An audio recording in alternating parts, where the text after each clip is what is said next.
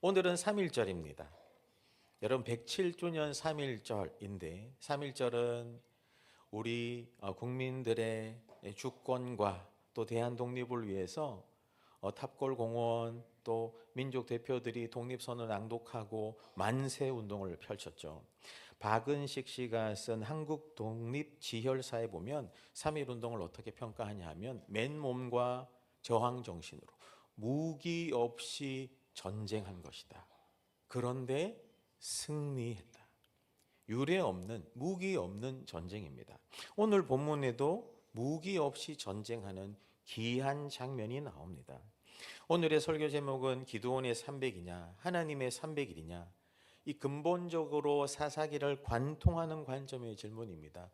주석을 찾아봐도 이런 내용이 없는데 묵상 중에 생각을 한번 해봤습니다. 기드온의 300 용사이냐 하나님의 300일 용사이냐, 이 의미와 이해는 말씀을 쭉 들어가면 여러분 안에 이해되실 거고 이따가 제가 설명해 드리고, 여기까지 오는데 여러분 기드온의 인생에 어떤 일이 있었습니까?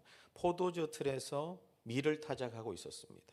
약탈하는 상황에서 생계 유지를 위해서 원래 너른 마당에서 타작해야 되지만 일반인 지면보다 더 깊숙이 아래에서 움푹 파여진 그 포도즙 틀에서 아무도 모르게 타작해야 되는 그에게 주님이 나타나 큰 용사요. 제가 무슨 큰 용사입니까?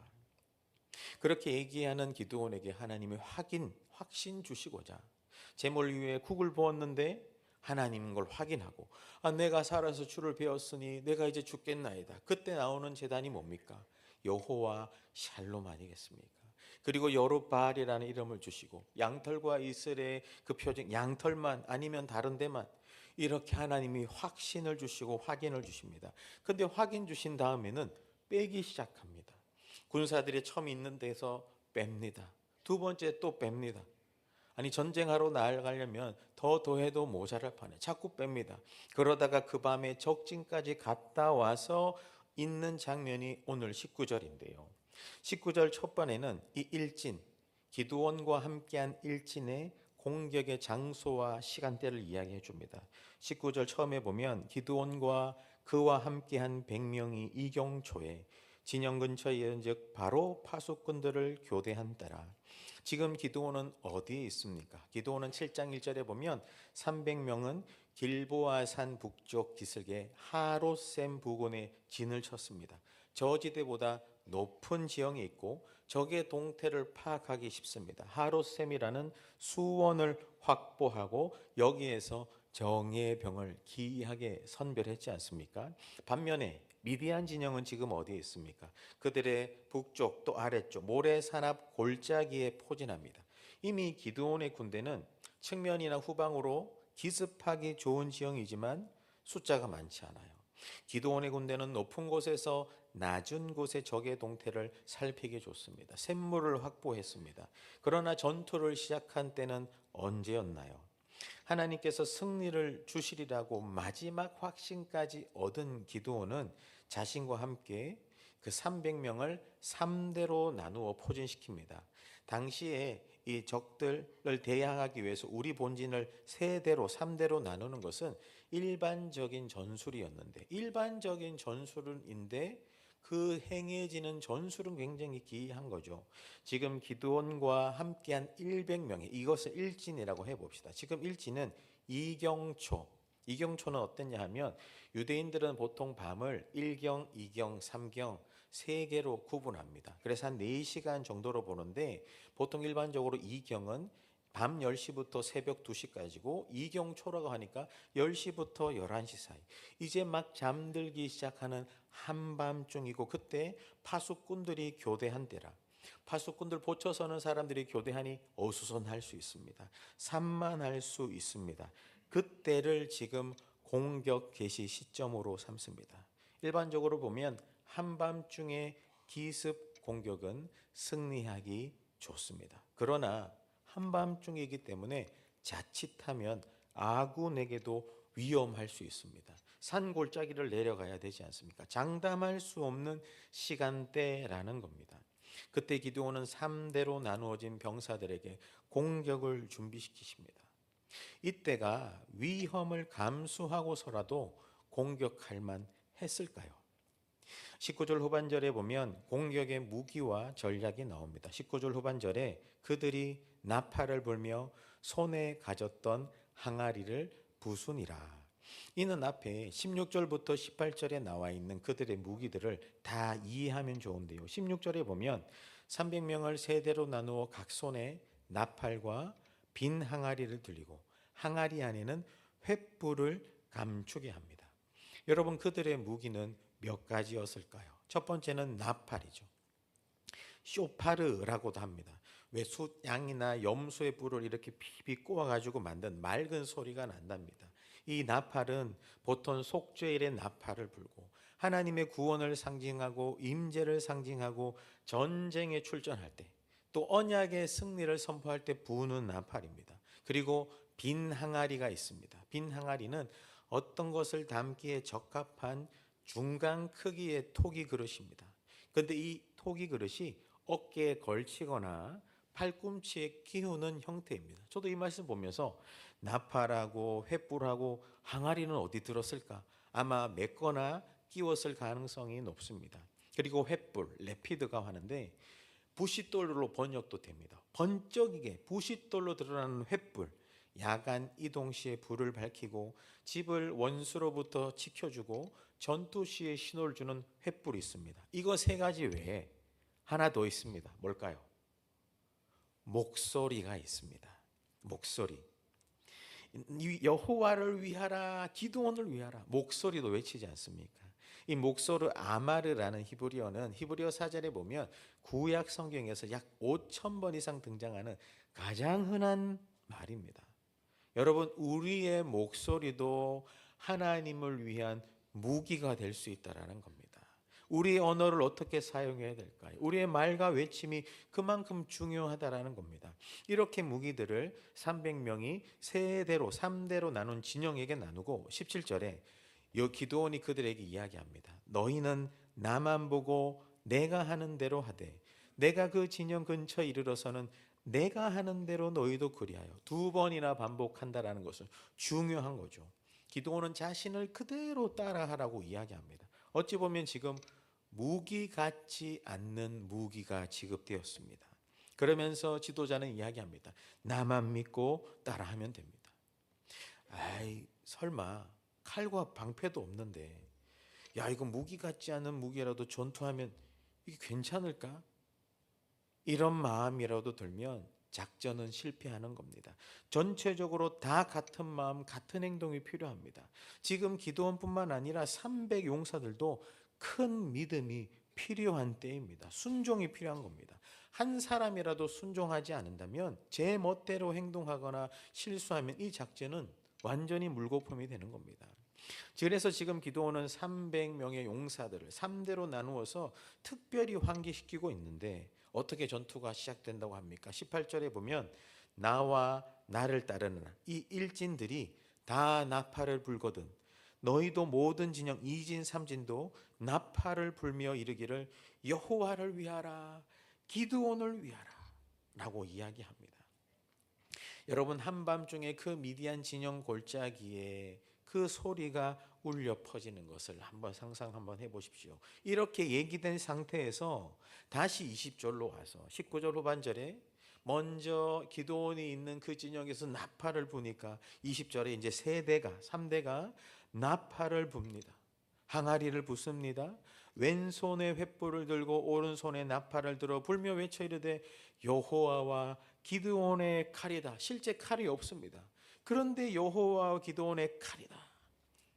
여러분, 어찌 보면 기드온과 이 상백 용사의 전투는 너무 단순하지만 너무 쉽지만 무모해 보입니다. 실제 전투에서 결과를 장담할 수가 없는 것입니다. 지금 적군은 몇 명입니까? 13만 5천 명이잖아요. 하지만 여러분, 이런 전투에서 이길 수 있을까요? 이것은 이미 벌써 적진에서 일하고 계신 하나님의 선진 공격을 한다면 상황이 달라집니다. 이 하나님이 일하고 계신 선진 공격을 알기 위해서는 또 7장 2절로 갑니다. 우리 7장 2절 같이 한번 읽어보겠습니다. 시작. 여호와께서 기드온에게 이르시되 너는 나를 따르는 백성이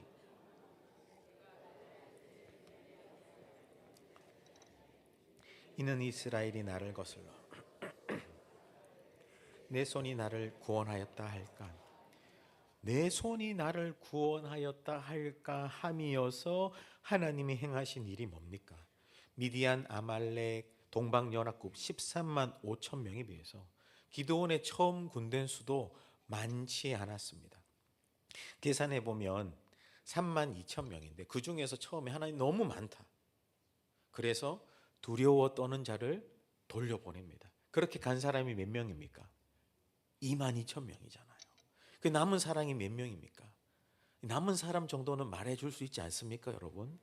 10,000명이 남았습니다. 3분의 2가 돌아갔어요. 두려워 떠는 자가. 그런데 주님은 4절에 아직도 많대요. 아직도 많대요. 그런데 물가로 내려갑니다. 시험합니다. 물을 먹으라고 합니다. 무릎을 꿇고 무릎 벌컥벌컥 마시는 사람 따로 세우고, 서서 손에 물을 임켜주고 핥는 사람은 따로 세우래요. 그리고 무릎 꿇고 마신 사람은 돌려보냅니다. 그렇게 돌아간 사람이 몇 명입니까? 9,700명이잖아요. 남은 사람은 몇 명입니까? 예, 남은 사람 이야기해 주셔서 감사합니다. 300명이 남잖아요. 처음에 32,000명이면 계산해 보니까 한 명이 4명만 어떻게 해보면 13만 5천을 어떻게 해볼 수 있었습니다. 한 명이 4명. 그런데 처음에 돌아감 이후에는 한 명이 13명을 감당해야 되더라고요. 조금 버겁기 시작합니다. 근데 다 돌아가고 난 다음에 300명이 남았잖아요. 그러면 한 명이 몇 명을 감당해야 됩니까? 450명. 이미 승패가 기운 싸움 아닌가요? 그렇게 남은 300명과 기드온이 미디안 진영 골짜기 위에 진치고 있는 겁니다. 어떤 마음이었을까요? 하나님 이게 맞습니까? 더해도 모자랄 판인데 제가 제대로 듣는 건 맞습니까? 대패하는 게 주의 뜻입니까? 이런 생각이 들지 않았을까요?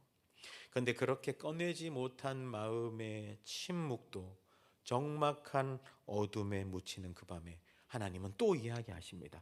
9절도 한번 같이 읽어보겠습니다. 9절 읽습니다. 시작. 그 밤에 여호와께서 기드온에게 이르시되 일어나 진영으로 내려가라. 내가 그것을 내 손에 넘겨주었느니라. 아니 내 손으로 구원할까 하다가 이제는 내 손에 넘겨주었습니다. 여러분 누구의 손으로부터 시작되었습니까? 하나님은 기드온에게 미디안 진영 적진 한가운데 가래요. 그 밤에. 안 그래도 지금 숫자도 적어졌는데 두려워했는지 네가 두려우면 부라를 데리고 가라. 안 그래도 두려운데 적진까지 가래요. 그래서 가봤습니다. 미디안, 아말렉, 동방 연합군이 그 골짜기에 누워서 수경하는데 서로 다른 군대 연합군이 서로 식별하지 못했을 수 있습니다. 하지만 서로 친한 친구, 병사가 서로 이야기하는 것이 딱 그때 기드온에게 들립니다. 어떻게 이야기합니까? 13절에 친구에게 꿈을 말하 이르기를 내가 한 꿈을 꾸었는데 꿈에 보리떡 한 덩어리가 미디안 진영으로 굴러 들어와 그것을 무너뜨린다. 이 보리떡 한 덩어리라는 것은 원문으로 보면 말라 비틀어진 보리빵. 저는 이거 보면서 이게 기드온의 마음이 아니었을까. 안 그래도 더하면 더했지 이렇게 뺐고, 아니 그 밤에 적진까지 가서 정말 심령이 말라 비틀어진, 근데 말라 비틀어진 보리빵이 미디안 진영을 캐부수고, 그거를 적진의 병사가 이야기하기를 이거 기드온 군대야. 기드온 군대가 우리를 쓸어버리는 이거 아니겠냐고. 여러분 이미 적진 한가운데는 두려움이, 공포심이 다 휘감고 있는 겁니다. 여러분 하나님은 이미 적진에서부터 하나님의 싸움을 시작하고 계신 것입니다. 두려워하는 기드온에게 그 밤에 적진, 적군의 입술을 통해서라도 야 우리 기드온한테 다 죽을 거야 라는 그 이야기를 듣자 기드온이 어떻게 됩니까? 15절에 돌아오면서 그 꿈과 해몽하는 말을 듣고 경배하며 찬양하며 이스라엘 진영으로 돌아와 다 일어나세요. 여호와께서 미디안과 모든 정을 우리 손에 넘겨주셨습니다. 두려워 떠는 한 사람을 적진에서부터 확신 가지고 돌아오게 하시고 여러분, 전쟁에서 가장 큰 무기는 두려움이다라는 말도 있거든요. 이미 적진에서 두려움으로 다 일하고 계시는, 이미 앞서가서 싸우시는 그 하나님을 보고 듣고 온 것입니다. 그렇게 흥분하고 또 신난 기드온이 300용사들 하지만 아직 300용사들은 어땠을까요? 여러분, 하나님은 이미 앞서 적진에서 일하고 계신 하나님인 줄 믿으시길 바랍니다. 그렇게 다시 20절을 보면 그 세대가 나팔을 봅니다. 항아리를 부수고 왼손에 횃불을 들고 오른손에 나팔을 들며 불며 외쳐 이르되 여호와와 기드온의 칼이다. 여러분, 그들의 무기가 무엇이었다고요? 나팔이었습니다. 여호수아서 6장 6절에 보면 여리고를 정복할 때는 나팔을 7개 부릅니다. 7개 불고 몇 명이 갔습니까? 몇십만 대군이 갔지 않습니까? 지금은 몇 개의 나팔을 붑니까? 300개 이상의 나팔을 붑니다. 그때 당시에 7개 나팔을 불고 그 여리고를 무너뜨렸던 그 60만, 어른아이까지 다 합쳐 200만을 들었을 겁니다. 근데 지금 그 골짜기에서 마치 서라운드 그곳에 300개 이상, 몇 개인지 헤아릴 수 없지만 막 나팔 소리가 들리고, 그 다음 어떻게 됩니까? 항아리가 있습니다. 300개의 항아리가 일제히 같은 소리를 내며 쨍그랑 와장창 뭐 어떻게 된지 모르겠지만 다 깨지기 시작합니다. 골짜기에서 깨지는 소리, 그리고 그 항아리 속에 숨겨둔 횃불이 부싯돌처럼 푹푹푹푹 켜집니다. 300개의 횃불이 막 어른어른거리니, 그리고 목소리 여호와와 기드온의 칼이다. 여러분, 이게 한꺼번에 동시다발적으로 일어난다고 생각해 보십시오. 이거는 그 골짜기에 엄청난 공포감으로 다가갔습니다. 이갈 야딘이라고 이스라엘 고고학자고 히브리대 교수고 국방부 참모총장인 그는 이것을 어떻게 이야기하느냐?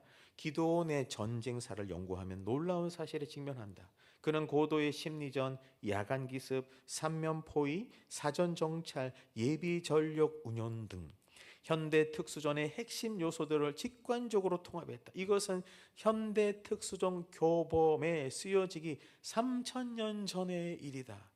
그런데 여러분, 이거는 이겼으니 이렇게 평가할 수 있겠죠. 그 현장, 전장, 그 현장에 있는 사람들은 이게 이길 수 있을까? 여러분, 어떤 마음으로 나아갔을까요? 지금 골짜기에서 와 징그랑 뭐 불빛하고 이러니까 뿌하니까 지금 그 적진에서는 어떤 일이 벌어질까요? 저는 여기에서 한 가지 무기를 더 소개해드리고 싶습니다. 나팔, 항아리, 횃불, 목소리 더 중요하지만 이것보다 더 중요한 제일 막강한 무기가 있는데 그것은 바로 하나님이란 무기입니다. 여러분, 우리의 최고의 무기는 하나님이십니다. 우리의 최고의 전술은 하나님이세요. 우리는 그저 나팔을 불고 횃불을 불고 항아리를 깨트릴 뿐이지만 적진에서 지금 적군들이 공포에 휩싸여서 도망치다 못해, 서로 식별하지 못해 칼로 막 쥐로 서로를, 이미 게임이 끝난 겁니다. 누가 싸우고 계십니까? 21절에 보면 이 기드온과 300용사는 각기 제자리에 섰대요. 아니, 나팔 불고 앞으로 진전해서 막 진격해야 되는데 제자리에 서 있는 겁니다. 제자리에서 뿌 쨍그랑 횃불 여호와 기드온의 칼이다 하고 보고만 있는 거예요. 그런데 누가 싸우고 계십니까? 이 원문으로 보면 21절 후반절에 온 진영의 군사들이 갈팡질팡 뛰어다닙니다. 아우성치며 부르짖습니다. 허겁지겁 도망칩니다. 사방에 소리 들리고 항아리 깨지고 횃불 두니까 우와, 이스라엘 군대가 얼마나 많이 쳐다보느냐. 그 두려움과 공포심 가운데 서로 칼로 찌기고. 출애굽기 14장 13절에 어떤 말씀이 있습니까? 모세가 백성에게 이르되 너희는 두려워하지 말고 서서 가만히 서서 여호와께서 오늘 너희를 위하여 행하시는 구원을 보라. 각기 제자리에 서서 하나님이라는 최고의 무기가 싸우고 계시는 것을 그저 바라볼 뿐입니다. 누가 싸웠습니까? 하나님이 싸우신 겁니다. 누가 하십니까? 하나님이 하시는 겁니다. 여러분 인생의 최고의 무기가 무엇입니까?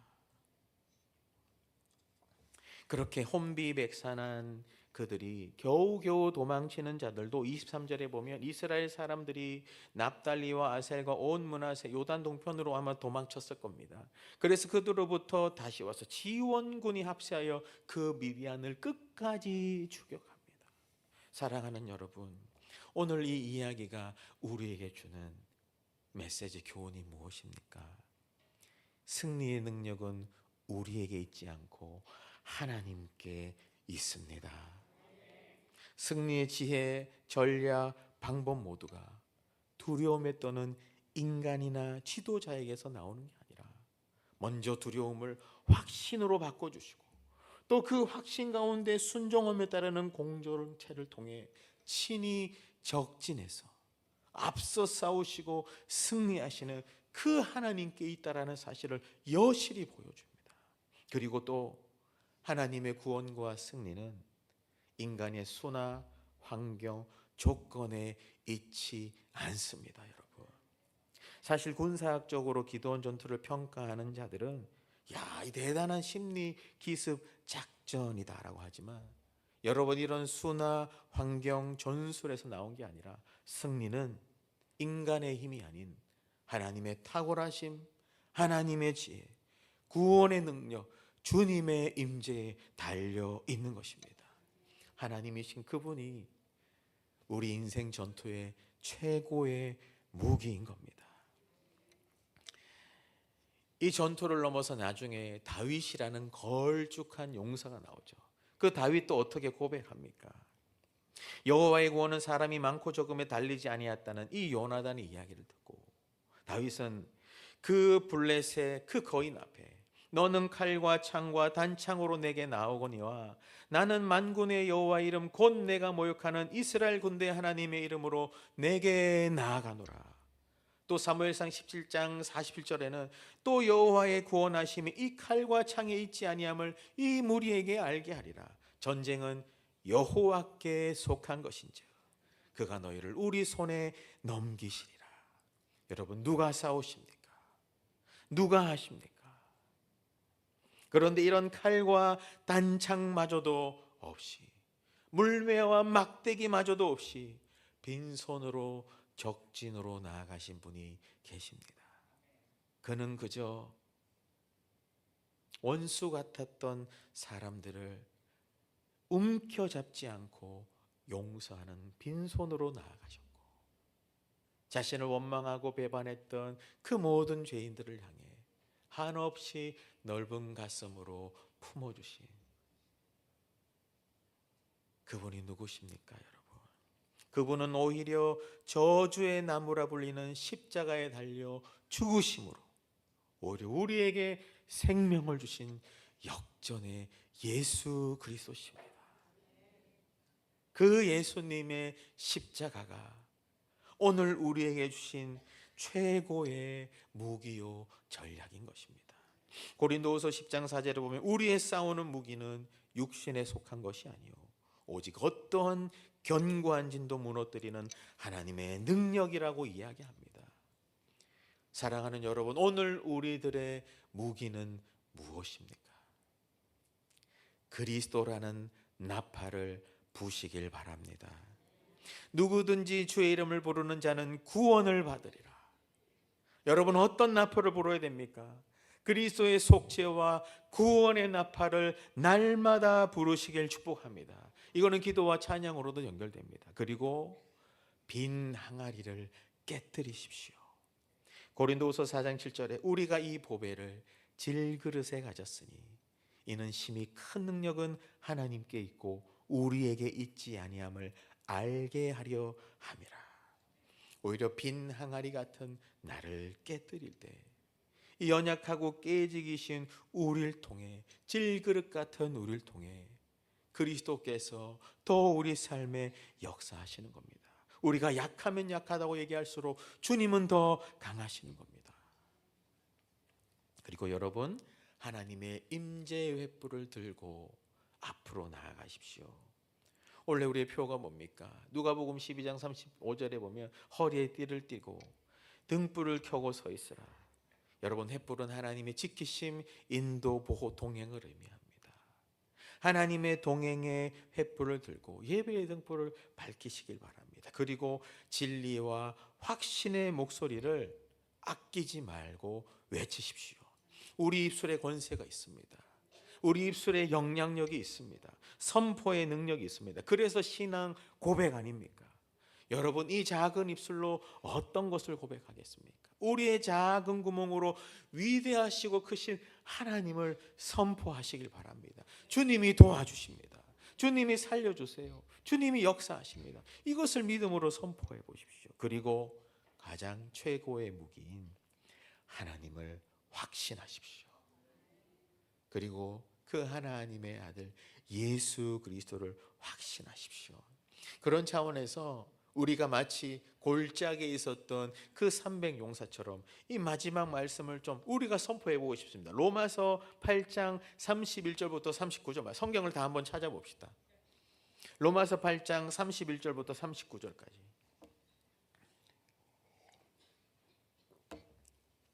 우리가 지금 마치 그 골짜기에 있듯이 우리에게 있는 무기가 어떤 것입니까? 그 무기 가지고 하나님이신 최고의 무기 앞에 나팔을 불며 횃불을 불고 항아리를 깨뜨리며 목소리를 외치듯이 이 말씀이 이번 한 주뿐만 아니라 우리 앞으로 살아가는 모든 삶에 하나님의 무기요 승리의 선을 내도록 우리 같이 함께 선포합니다. 31절부터 시작.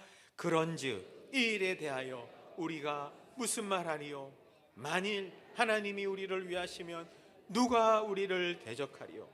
자기 아들을 아끼지 아니하시고 우리 모든 사람을 위하여 내주시니가 어찌 그 아들과 함께 모든 것을 우리에게 주시지 아니하겠느냐?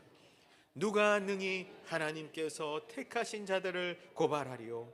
의롭다 하시니는 하나님이시니 누가 정죄하리요? 죽으실 뿐 아니라 다시 살아나시니는 그리스도 예수시니 그는 하나님 우편에 계신 자요 우리를 위하여 간구하시는 자시니라. 누가 우리를 그리스도의 사랑에서 끊으리요? 환난이나 곤고나 박해나 기근이나 적신이나 위험이냐 칼이랴. 기록된 바 우리가 종일 주를 위하여 죽임을 당하게 되며 도살당할 양같이 여김을 받았나이다 함과 같으니라. 그러나 이 모든 일에 우리를 사랑하시는 이로 말미암아 우리가 넉넉히 이기느니라.